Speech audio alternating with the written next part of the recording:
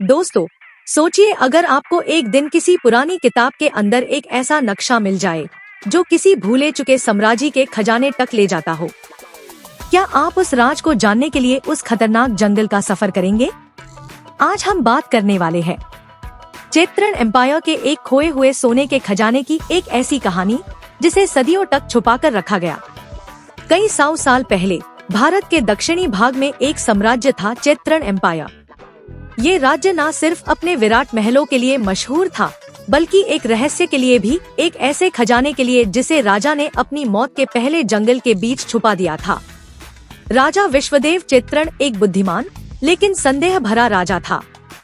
उनके जीवन के आखिरी दिनों में उन्होंने अपने विश्वास पत्र में लिखा, जिसे मेरे साम्राज्य का सच्चा दावेदार बनना है, उस जंगल की आंखों में उतरना होगा जहां सूरज भी रास्ता भूल जाता है। कहानी आज से कुछ महीने पहले शुरू होती है, जब अर्जुन, एक हिस्टोरियन और जंगल एक्सप्लोरर, एक पुराने लाइब्रेरी में चेत्रन साम्राज्य के बारे में रिसर्च कर रहा था। तभी उसे एक किताब मिली और उसके बीच में था एक पुराना छाता हुआ नक्शा। उस नक्शे पर लिखा था, सोना बस उन्हीं को मिलता है जो अंधेरा समझकर उसमें रोशनी ले जाते हैं। अर्जुन ने डिसाइड किया वो इस रहस्य का सच जानेगा। अगले दिन अर्जुन अपने ड्रोन, कंपास और सैटेलाइट फोन के साथ निकल पड़ा रतनगढ़ जंगल की तरफ, वही जंगल जिसे लोग श्रापित चेत्रन कहते हैं। रात भर का सफर, जानवरों की चीख और एक अजीब सी खामोशी। जंगल कुछ कहना चाहता था।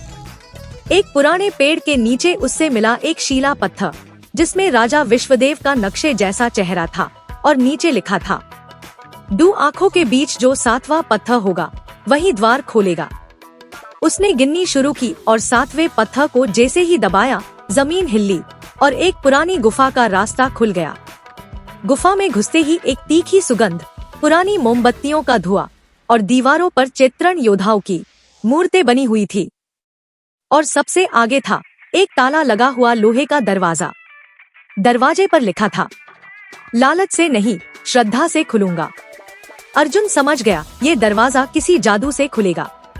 उसने अपना हाथ जोड़कर प्रार्थना की और आश्चर्य, दरवाजा खुल गया। अंदर था एक सुनहरे सिक्कों से भरा हुआ कमरा।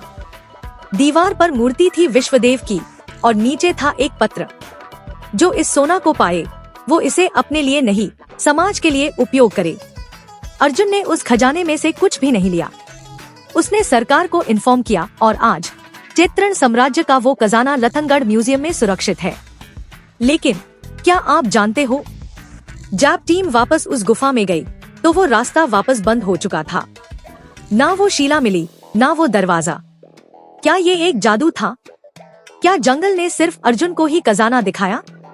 ये मिस्ट्री आज भी लोगों के जहां में जिंदा है।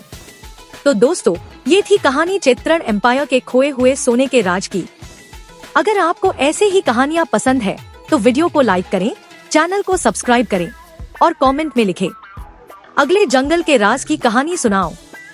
मिलते हैं एक और रोमांचक कहानी के साथ। जय हिंद।